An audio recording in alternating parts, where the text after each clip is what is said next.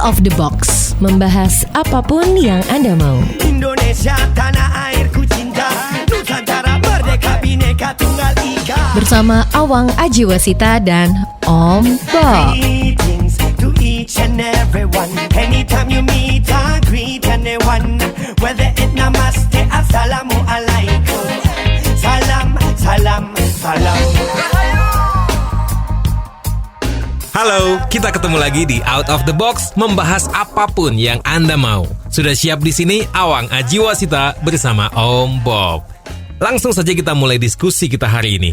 Om Bob, baru-baru ini ada sebuah video yang tersebar dan cukup viral bahwa ada seorang tukang ojek yang mengaku ditawarin 15 juta rupiah asalkan mau menjadi pasien COVID-19 di sebuah rumah sakit. Menurut Om Bob gimana?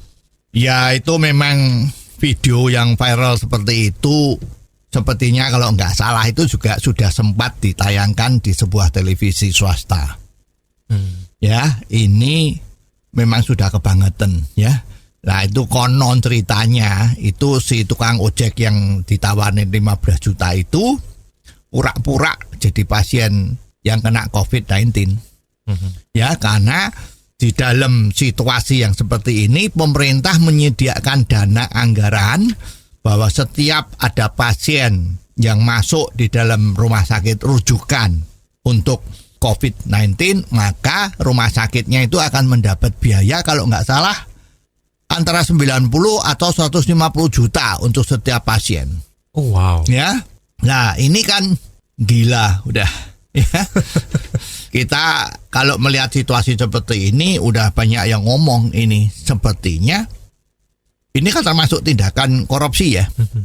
Ya, karena pura-pura bagaimana supaya bisa dapat anggaran tadi itu 150 atau 90 juta itu. Nah, ini kan coba kalau ini bisa terjadi, kira-kira apa yang akan dilakukan oleh rumah sakit atau oknum tadi itu ya? Dia pasti masuk, prosedurnya pasti dijalanin, masuk di UGD atau IGD dulu, ya kan? Betul. Nah, nanti harus ada diagnosa swab test. Setelah di swab test, dia ternyata OTG. Oke. OTG yang sudah kena COVID.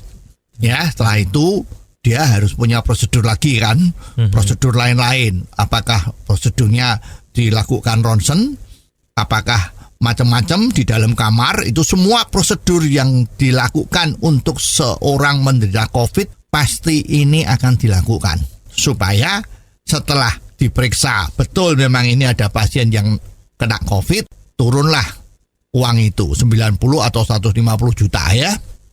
Nah, ini kan berarti terjadi persekongkolan mulai dari tingkat yang paling depan. Paling depan tuh makelar ya, makelar yang cari pasien itu ya, oke? Sampai ke resepsionnya, sampai ke UGD-nya, sampai ke perawatnya, sampai ke dokternya, sampai ke labnya, sampai ke mungkin itu ya bagian yang membersihkan kamar itu ya. Jadi dari depan sampai ke belakang, dari atas sampai bawah, itu semua bersekongkol agar supaya bisa mendapatkan 150 juta yang dari pemerintah itu. Nah, ini kan sudah rusak. Jadi mental dari oknum-oknum yang seperti ini udah melambangkan bahwa situasi di Indonesia ini korupsi sudah luar biasa hancurnya. Kalau ada yang ngomong korupsi di Indonesia itu sudah membudaya, sudah jadi budaya, itu ya mestinya kalau lihat viralnya ini ya nggak bisa disalahkan orang yang punya pendapat seperti itu. Dan kita nggak boleh marah. Masa itu terjadi, ini yang bikin viral, apalagi stasiun televisi yang menyiarkan, ini pasti memblow up situasi yang tidak benar. Nggak boleh seperti itu. Ya karena kejadian-kejadian seperti ini nggak cuma satu. Udah berulang-ulang banyak sekali. Di masyarakat kalau kita mau melek mata kita lihat aja udah pasti terjadi itu hal-hal yang seperti itu. Ya, jadi banyak sekali. Jadi terjadi korupsi yang berjemaah. Ini yang jadi sulit. Tapi apa yang membuat ini semakin banyak dan sepertinya tidak terhentikan gitu, Om Bob? Ya, ini menjadi PR bagi kita bersama. itikat baik dari pemerintah menyediakan anggaran yang puluhan triliun, mungkin ratusan triliun untuk mengatasi masalah COVID ini, betul-betul bahasa Jawanya itu buat bancaan. Ya. Kemarin juga ada isu ya bantuan BLT langsung yang 600.000, katanya ada juga yang cuma diberikan 300.000. Ya, terus kemarin tuh ada juga, sekarang KPK juga lagi melakukan cross check bantuan kepada karyawan-karyawan yang gajinya di bawah 5 juta itu kan mendapat bantuan 600.000. Ini sekarang katanya juga ini diragukan apakah betul-betul sampai ke tempat yang dituju. Ini semua terus terang memang membuat kita baru terlihat nyata bahwa korupsi berjemaah di Indonesia itu memang diperkirakan terjadi. Ya kalau kita mau melihat seperti ini, sebab musababnya itu bukan satu hal, tapi sebab munyabab itu sudah terbina dalam tanda petik ya, terbina dari dulu sampai sekarang. Ya, sejak mulai berdirinya KPK itu kan sudah mempunyai suatu gambaran yang dirasakan betul-betul terjadi bahwa di Indonesia itu korupsi secara besar-besaran dilakukan. Dan ini maka pemerintah waktu itu membentuk KPK dengan tujuan supaya kalau ada lembaga KPK yang independen, ya ini mudah-mudahan korupsi itu bisa makin hilang, ya. Nah, sekarang indeks korupsi di Indonesia itu memang sempat turun waktu KPK itu galak-galaknya, ya. Tapi sekarang itu indeksnya naik lagi, ya. Jadi korupsinya makin kelihatannya makin lebih terang-terangan, ya. Jadi udah nggak galak dong, Om Bob.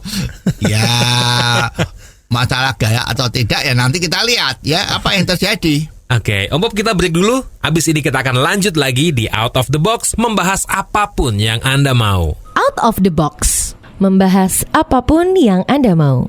Kita kembali lagi di Out of the Box membahas apapun yang Anda mau. Awang Ajiwasita bersama Om Bob.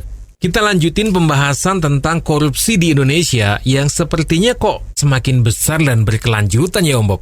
Karena situasinya itu sudah dilakukan oleh oknum-oknum dari pemerintahan kita, baik dari eksekutif, yudikatif maupun legislatif, ini sepertinya kok saling mendukung terjadinya situasi yang viral tadi itu, ya.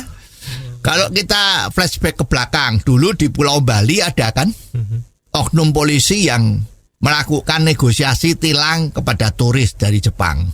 Oh iya. Ya, karena sepeda motornya tidak nyalakan lampu di siang hari, ya itu kena ya tilang yang ditilep 1 juta. Tapi karena uangnya 900.000 tok, jadi biarlah, tidak apa-apa, no problem. Ya, 900.000 juga oke. You will be safe, katanya begitu. Ayo, dah jalan saja nggak apa-apa, karena sudah bayar. Ya, nah itu. Jadi banyak sekali kejadian-kejadian. Ini memang akibat dari situasi yang semuanya itu mendukung ke arah sana. Coba sekarang kita mulai lihat ya. Kemarin KPK yang sedemikian kuatnya itu terdapat penggembosan dengan perubahan undang-undang KPK yang dilakukan oleh DPR dengan kuatnya mengatakan undang-undang baru ini adalah memperkuat KPK. Ya, semua seolah-olah ya digiring bahwa ini undang-undang ini yang baru itu adalah memperkuat KPK. Okay. Ya. Tetapi banyak orang yang juga bingung. Kalau memperkuat KPK, kenapa kalau mau melakukan penyadapan yang dulunya tidak pakai izin, sekarang harus pakai izin? Ya, yang dulunya punya kekuatan luar biasa, sekarang mulai agak dikurang-kurangin. Ya, sepertinya terjadi hal-hal yang seperti itu. Terus juga fokus dari KPK, kalau dulu adalah penindakan lebih utama, sekarang sepertinya ya yang diutamakan pencegahan. Oke. Ya, jadi ini dari faktor lembaga yang menangani koruptor ini. Juga kemarin ya sepertinya ada lebih dari 30 petugas-petugas KPK itu pada mengundurkan diri. Ya tidak nyaman kalau di dalam KPK lagi yang situasinya sudah tidak seperti KPK kemarin-kemarin dulu yang cukup angker tadi itu. Ya, kalau kita lihat siapa yang mundur-mundur itu, ya termasuk tokoh-tokoh yang kemarin-kemarin itu mendapat simpatik dari masyarakat. Cara ngomongnya, cara bekerjanya, integritasnya itu sangat luar biasa. Tapi pada mengundurkan diri. Nah, ini kan jadi indikator ya. Nggak cuma itu ya. Sekarang setelah ada hakim agung kita yang pensiun, ya hakim agung kita ini yang dulu sangat terkenal. Karena kalau ada terpidana koruptor yang mengajukan kasasi atau banding, itu kebanyakan hukumannya ditambah. Nah ini kan kalau orang yang tidak tahu atau agak peka itu pasti nganggap ya salahnya sendiri. Kamu sudah salah, dihukum, ya hukumannya itu kan ya tidak terlalu berat ya kalau menurut ukuran dari negara-negara lain. Itu kok ya masih berani-beraninya mengajukan banding seolah-olah tidak salah. Atau ya salah tapi tidak banyak. Dengan harapan hakim di atasnya tadi, hakim banding itu bisa meringankan. Ya, sebaliknya dari hakim yang di atas itu kan juga mikir, kamu ini udah salah, ya masih memberi pekerjaan lagi supaya disidang kembali. Ini kok agak kurang begitu ya. Ya jadi iya lebih baik ini dikasih hukuman tambahan ya, biar tahu bahwa memang kamu salah. Karena hampir semua yang ngajukan banding semua hukumannya ditambah. Sehingga pada saat beliau ini menjabat sebagai hakim agung di pengadilan-pengadilan tinggi atau yang tadi itu ya, itu relatif tidak ada yang mengajukan banding karena pada takut. Nah setelah beliaunya pensiun, ya kita nggak ngerti karena aturan dari undang-undang kan harus pensiun kalau sudah mencapai umurnya itu kan. Betul. Ya, itu berbondong-bondong mengajukan yang namanya PK atau naik banding. Itu dari tahun ke tahun naik. Ada mulai dari 190-an sampai 230-an. Belakangan ini di atas 250. Wow. Ya, terpidana korupsi yang mengajukan banding. Ya, dan terbukti. Ya, semua yang ngajukan itu semua diturunin, dapat korting. Ya, hukumannya yang terakhir yang sempat menghebohkan dunia maya dan juga media konvensional itu mantan ketua umum dari Partai Demokrat, Mr. Anas tadi itu yang dijatuhin hukuman 14 tahun zamannya hakim yang tadi sudah pensiun, itu sekarang mengajukan PK dan mendapat korting. Ya, ada istilah yang lebih sadis, mendapat sunat. Hukumannya disunat. Dari 14 tahun menjadi 8 tahun. Dikembalikan seperti yang putusan yang dulu. Nah, ini lambang apa? Ini kan lambang bahwa seorang koruptor itu yang antri untuk PK atau macam-macam itu secara total kan ada 200 lebih ya. Itu ya nanti akan dapat keringanan semua itu kira-kira ya. Nah, itu adalah melambang bahwa ini ya tidak bisa dikatakan kalau pemerintah termasuk jajarannya semua itu memang tidak betul serius dalam memberantas korupsi. Mestinya kalau memang serius ya hukuman koruptor itu ya jangan dikurangi, harus tetap dijalankan sampai habis. Tapi undang-undang kita kan ada yang namanya remisi. Beruntung kemarin katanya remisi yang Hari Raya Idul Fitri, Hari Raya Natal, Tahun Baru sepertinya ya. Itu yang biasanya dapat remisi tidak berlaku untuk koruptor. Ya, itu kan sudah kemajuan ya. Lumayan kelihatan ya, kalau oh ya ini benar gitu. Tetapi kalau ngajukan PK atau naik banding yang terjadi lah kok dipotong semua. Jadi yang korupsinya besar-besar itu lepas, ya, artinya menjadi lebih lunak hukumannya. Nah sekarang kalau mau memberantas korupsi dan hukumannya yang diterima oleh koruptor itu makin lama makin rendah.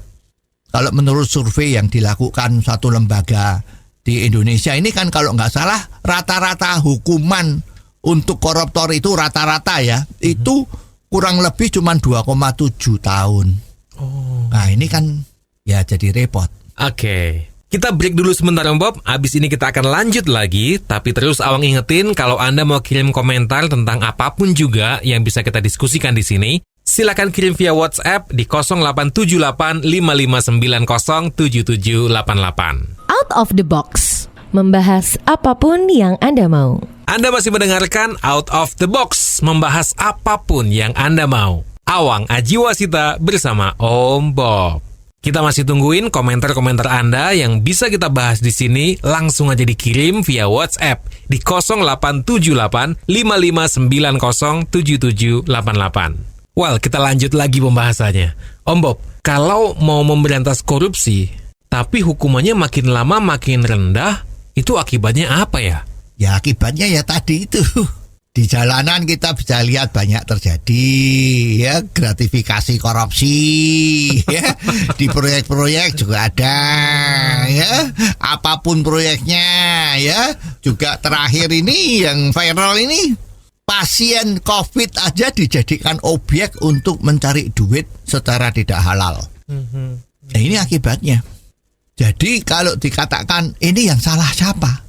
Apakah rumah sakitnya? Apakah perawatnya? Apakah makelarnya?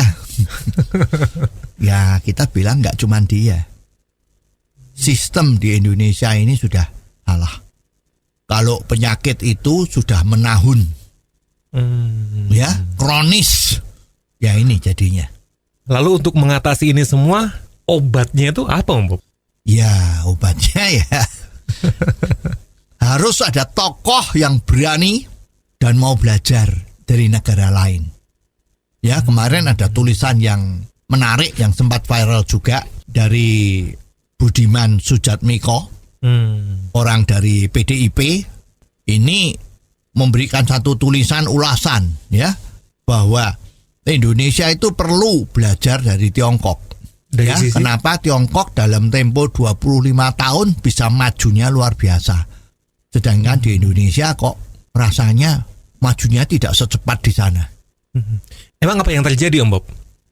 Lah dia menulis bahwa salah satu adalah biaya demokrasi yang dilakukan di Indonesia itu mahal atau tinggi sekali. Ya, bayangin untuk melakukan pemilu untuk mencari 500-an anggota DPR dan juga presidennya itu diperlukan biaya 40 triliun. 40 triliun itu kan biaya seperti bikin highway Trans Sumatera jalan tol itu ya. Tapi hasilnya apa? Hasilnya karena pelaksanaannya itu kurang benar, masih belajar lah ya, bukan seperti demokrasi di Amerika. Nah hasilnya cuman ribut melulu. Dulu ada Pangkop Kamtip kita, Sudomo, itu kan ngomong ya, jangan asbun. Lah ini ternyata ini sampai sekarang masih asbun ya. Anggota-anggota terhormat kita itu oknum-oknumnya ya, itu masih asbun, asal bunyi. Ya tapi pekerjaan yang dilakukan kelihatannya loh kok nggak banyak dan nggak nyata. Ya tidak bisa dirasakan langsung. Nah mestinya ini harus dipikirkan kembali. Jadi kalau di Tiongkok sana memilih pemimpin, baik itu daerah atau pemimpin nasional, itu memang harus dimelalui pengamatan track record yang bagus. Ya, sekarang seperti presiden di sana itu yang sekarang dipuji oleh seluruh dunia. Itu karirnya di dalam profesional mengelola masyarakat, mengelola kota, mengelola negara itu sudah 30 tahun baru bisa menjadi presiden. Nah sekarang mau jadi bupati, mau jadi wali kota, itu asal didukung oleh partai ya dan kampanyenya meyakinkan itu udah jadi. Ya, jadi kalau udah jadi kan penguasa tunggal ya entah bagaimana caranya pokoknya udah menjadi penguasa tunggal sehingga apa yang dilakukan itu ya sering-sering tidak sejalan ya dengan apa yang diinginkan oleh masyarakat dan tuntutan zaman. Ya ini kan menjadi problem. Nah, kalau dari segi hukumnya bagaimana Om Bob? Ya dari segi hukumnya juga sebetulnya ini perlu jadi catatan bahwa sistem hukum di sana itu lebih sederhana dan murah. Ketentuannya seolah-olah sudah menjadi patokan. Ya, kalau mencuri dengan kekerasan, artinya itu kalau kemarin itu kan banyak kejadian di sini kan, mencuri terus korbannya dibunuh. Oh, iya. Bahkan ada yang dibunuh sekeluarga. Ya. Nah, itu hukumannya mati. Hukuman mati. Udah nggak usah terlalu banyak macam-macam. Dan kalau terjadi korupsi bagaimana? Ya korupsi kalau di atas 1 miliar rupiah ya, itu udah dihukum mati. Wow. Ya kalau di bawah 1 miliar juga pencurian tanpa kekerasan hukumannya kerja paksa. Oh, kerja paksa. Ya kalau di sini kemarin apa yang terjadi? Hukum kerja sosial. Menyanyi nyapu di jalan, disorot televisi, diedarkan di YouTube, malah jadi selebritis. Kalau di sana negara komunis itu disuruh kerja paksa. Jadi kalau ada proyek-proyek, itu kan ada proyek terus tuh sana ya. Terkenal highway-nya, terkenal kereta api cepatnya, terkenal bendungannya. Pokoknya proyek itu ada terus. Nah kalau ada yang melanggar seperti ini, angkut kerja paksa. Oh. Bukan enak-enak di dalam penjara dikasih makan, kerja paksa, harus kerja. Ngangkat batu kek, mengaspal jalan kek, membersihin air kek, membendung air kek, itu semua. Om Bob, kita akan lanjutin sesaat lagi ya. Ingat, kita masih terus tunggu komentar-komentar Anda tentang apapun juga yang bisa kita bahas di sini. Langsung aja dikirim via WhatsApp di 0878 5590 7788. Out of the box. Membahas apapun yang Anda mau. Terima kasih Anda masih terus ada di Out of the Box, membahas apapun yang Anda mau bersama Awang Ajiwasita dan Om Bob. Silakan dikirim komentar-komentar Anda tentang apapun juga yang bisa kita bahas di sini. Langsung aja via WhatsApp di 0878 5590 7788. Oke, semakin seru nih. Kita terusin lagi. Ternyata jenis-jenis hukuman di Tiongkok itu perlu jadi catatan kita juga ya. Ada hukuman mati untuk koruptor, ada juga hukuman kerja paksa. Ya ini, jadi tenaga-tenaga yang tadi itu bikin kacau, ya kan, itu dimanfaatkan untuk kerja. Pasti diawasi. Jangan yang sudah di penjara seperti kemarin itu malah lari. Nah, bayangin, itu yang masuk penjara kemarin yang kena narkoba, yang sudah jatuhin hukuman mati, itu bisa meloloskan diri. Oh, yang di lapas Tangerang itu Om Bob? Ya, ini udah meloloskan 2 kali. Katanya 3 tahun yang lalu sudah lolos, ketangkep lagi dalam tempo 2 hari, masuk lagi, sekarang lolos. Ini sudah kurang lebih 2 minggu nggak ketemu. Ya, sampai baru ketahuan kalau sang narapidana hukuman mati tadi itu meninggalkan penjara itu dengan lari itu 11 jam kemudian baru ketahuan. Ya, ternyata ini kemarin ada satu statement bahwa ternyata dia ada main dengan petugas yang di sana. Ya, petugas penjara ya. Katanya cuma dikasih 100.000 perak. Membantu dia untuk lolos. Nah, ini kan gila kan. Ini korupsi nggak nih? Gratifikasi, korupsi. Iya. Tadi itu yang kita bicara di atas itu. Ini akibatnya. Jadi integritasnya nggak ada, yang dilihat cuma duit. Ya pokoknya ada duit. Ya tapi kalau 100.000 mau ya saya kira kok nggak 100.000 lah ya. Ya inilah cermin dari keadaan masyarakat kita. Petugas kita. Petugas di penjara itu fungsinya kan ngawasin orang yang di penjara supaya baik, supaya tidak berbuat sesuatu yang bisa lari. Jangan yang macam-macam. Tapi di penjara itu bayangin, kemarin banyak yang dirilis dari berita-berita itu. Dari penjara itu banyak tokoh-tokoh narkoba Tokoh narkoba. itu yang tetap bisa menjadi penyalur narkoba di luar penjara. Oh. Ya, terus di dalam penjara itu udah peredaran obat-obat terlarang seperti itu udah seperti pasar katanya seperti itu. Nah ini gimana? Ya oke, kita kembali tadi. Ya, Oke.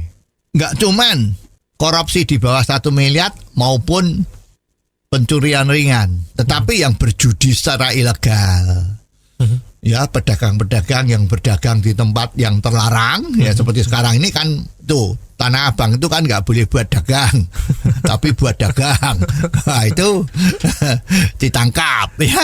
Ya bukan dimasukkan penjara dan beri makan, tapi harus kerja paksa. Oh, kerja paksa juga. Iya, jadi kapok.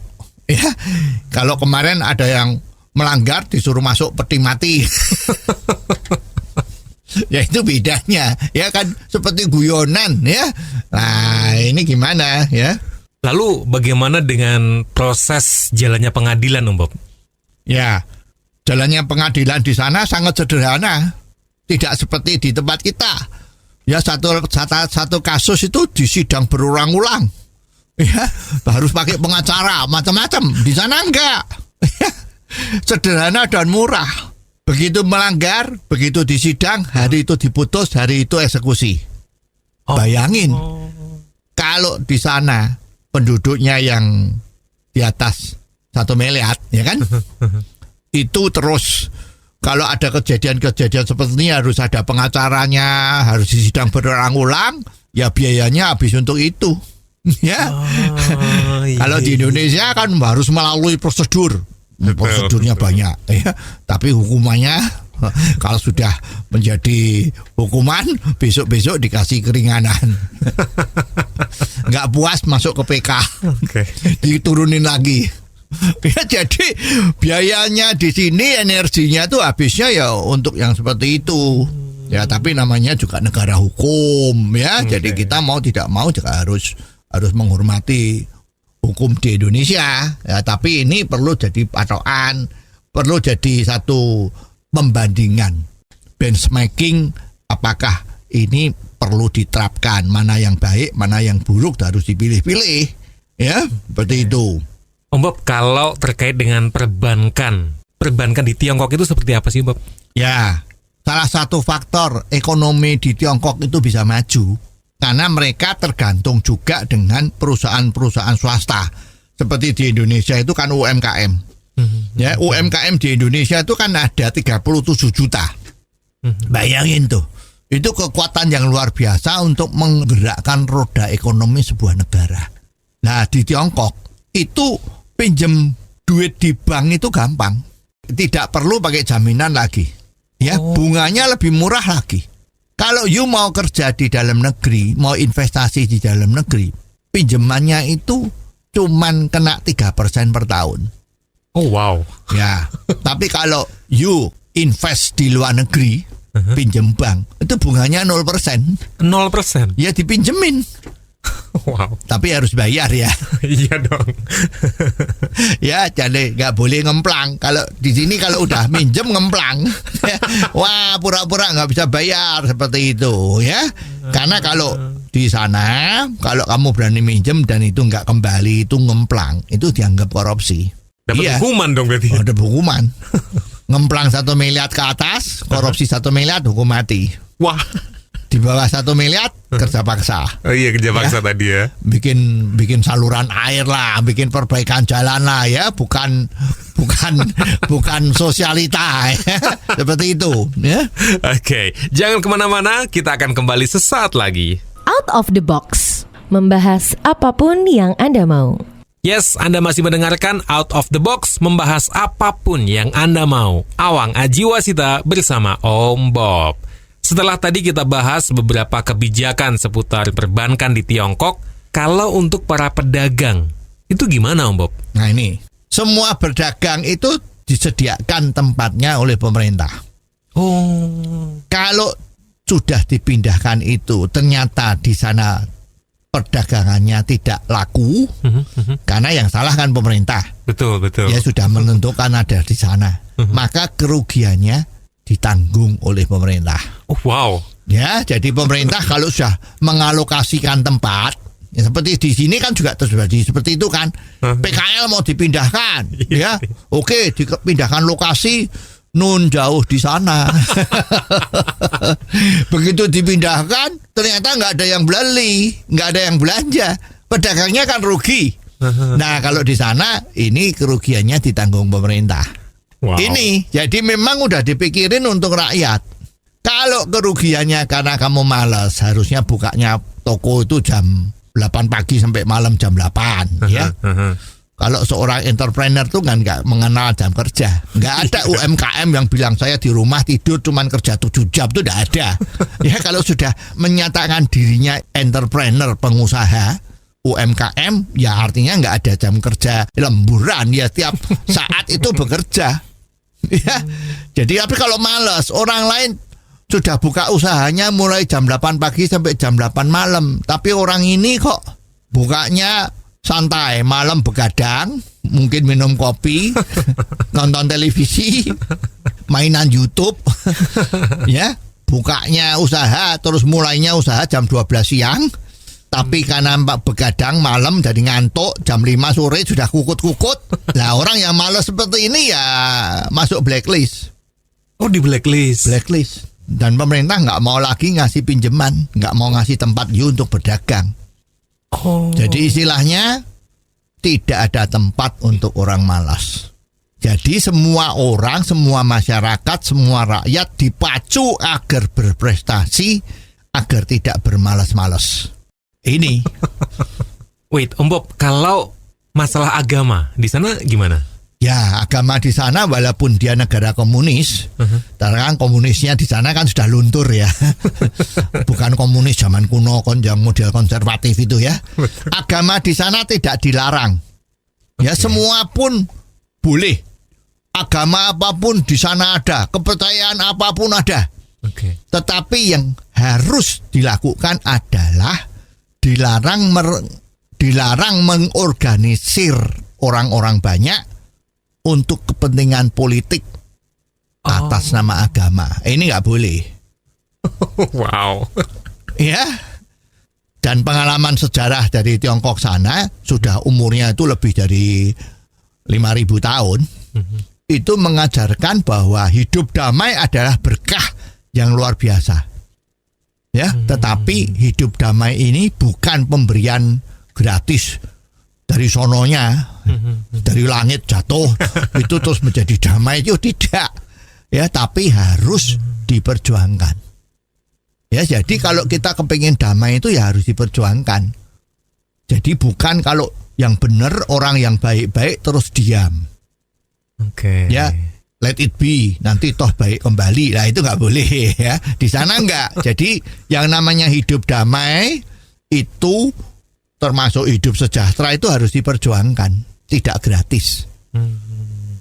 Ya, jadi bukan pemberian dari sana, tapi harus diperjuangkan.